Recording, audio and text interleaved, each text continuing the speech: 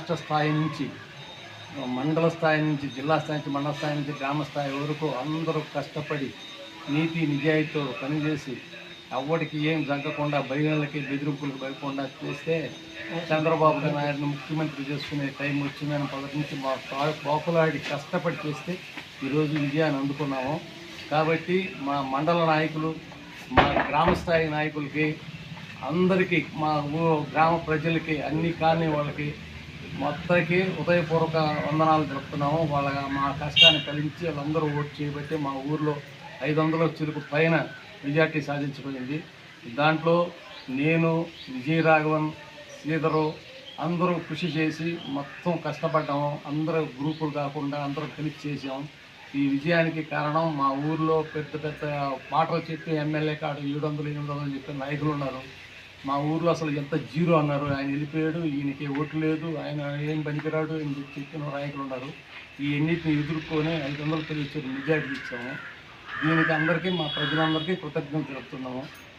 ఇక నా ఎమ్మెల్యే గారు చెప్పాలి, ఆయన పోకళ్ళు చాలా వరకు ముదిరిపోయి ఆయన ఏం మాట్లాడుతుండో అర్థం కాకుండా ఎవరెవరిని తీసుకొని కేవలం ఆయన జగన్ నాకు ఇచ్చేసాడు, గ్రావెలు ఇసుక దందా చేసుకొని పెట్టేస్తే నాకు డబ్బు ఉంది, డబ్బులు చేస్తానని ఇప్పుడు డబ్బులు పెట్టాడు కదా. అందరూ అడగన అవుతుంటే మేము ఇచ్చినాం సందర్భం, మేము పెట్టుకొని చేసినాం ఆయన ఎలక్షన్. అలాంటి ఆయనకి కళ్ళు కనపడక బాగా పూడుకోపోయి అసలు ఎవరు జనాలైన వాళ్ళని లెక్క చేయకుండా ఏకపక్షంగా మాట్లాడుతూ ఎవరు చెత్త నా కొడకలని ఇతను పెట్టుకొని చేసుకొని వచ్చి ఈరోజు అతనికి ప్రతిఫలం కనపడింది. కాబట్టి ఈరోజు ఘోర పడింది. కాబట్టి జాగ్రత్తగా తెలుసుకొని ఎప్పుడైనా మసలాలని పూర్తి చేస్తున్నాం. ఈ వైసీపీ వచ్చిన కాడి నుంచి అభివృద్ధి అంటే ఏం లేదు.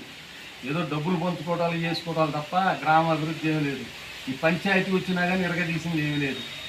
మొత్తానికి గ్రామంలో 15 సంవత్సరాల నుంచి మన హరిజన వాడతాక ఊరు దగ్గర నుంచి పారుల కాలువ కూడిపోయి పంటలు పండేదానికి నీళ్ళు ఇబ్బంది పడతా ఉంటే దాన్ని సిమెంట్ కాలువ చేయమని ఈ ఎమ్మెల్యేలు పదే 3 సార్లు అయితే అన్నా నువ్వు అడగవాకు, నువ్వు చేస్తాను, నువ్వు అడగవాకు 10 మందిని చేస్తానని కూసినోడు ఒక్క పని కూడా చేయలే. ఆ గ్రామంలో ఆ కేంద్రమైన ఆయన మోడీ గారు ఇచ్చిన బట్టి ఆ సిమెంట్ రోడ్లు ఆయన వేసాడు. ఈయన చేసింది బొక్కలే. ఆయన ఏమిరెడ్డి ఇచ్చిన ఈ వాటర్ పథకాలు తప్ప ఈయనేమీ చేయలేదు. నేను చేశాను చెప్పుకోవడానికి ఏమి చేసింది ఏం లేదు. ఆయన సంపాదించుకునే చూసుకోవడం తప్ప ఏం చేస్తాను. నాకు డబ్బు ఉంది ఇక్కడ కొనేస్తా ఉన్నాడు, కొన్నాడు, అయినా ప్రయోజనం కాల. చేయాల్సిన పనులు బాగా చేశారు. అందరూ ఆలోచించారు, అందరూ చూశారు, నీ తత్వాన్ని గమనించారు. నువ్వు ఎవరు నుండించుకోవాలో, ఎవరు పోగొట్టుకోవాలో, నువ్వు ఎవరు అంతా అర్థం చేసుకొని నీకు తగిన బుద్ధి చెప్పారు.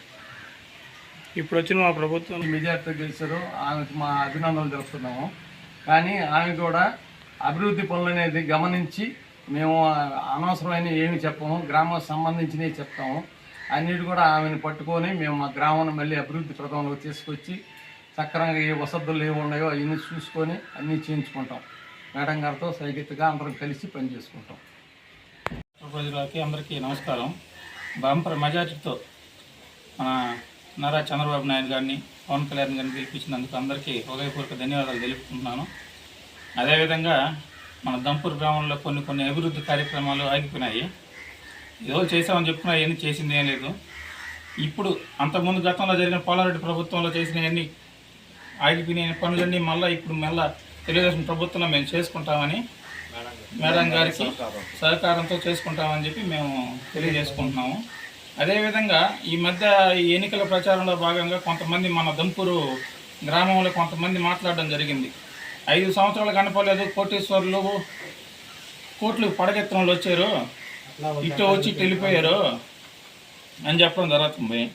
ఇట్లా వచ్చి అట్లా వెళ్ళిపోయారంటే మన ఎమ్మెల్యే గారు గెలిచిన తర్వాత ఎన్నిసార్లు వచ్చారు మన దంపూరు గ్రామానికి, మన ఊరికి ఎన్నిసార్లు వచ్చారు, మనకి ఏమేమి పనులు చేశారో ఒకసారి మీరు తెలుసుకోవాలా. అదేవిధంగా 2019లో పోలారెడ్డి శ్రీనివాసరెడ్డి గారు ఓడిపోయిన తర్వాత కూడా ప్రతి ఏడు బాజుడే బాజు కార్యక్రమానికి, గౌరవ సభకు అయితేనేమి, ప్రతి ఏడు ప్రజల కోసం అయితే దినేష్ రెడ్డి గారు చేపట్టిన పథకాలు అన్నిటికీ ప్రతి ఒక్కదాన్ని 4 సార్లు 5 సార్లు దంపూరు గ్రామానికి రావడం జరిగింది. అదే ప్రసన్న కుమార్ రెడ్డి గారు ఎన్నిసార్లు వచ్చారో, మొన్న ఓట్ల ఎలక్షన్ అప్పుడు వచ్చి ఆయన ఎన్ని గొంతులు తిరిగిపోయాడో ఒకసారి తెలుసుకోవాలి వాళ్ళందరూ.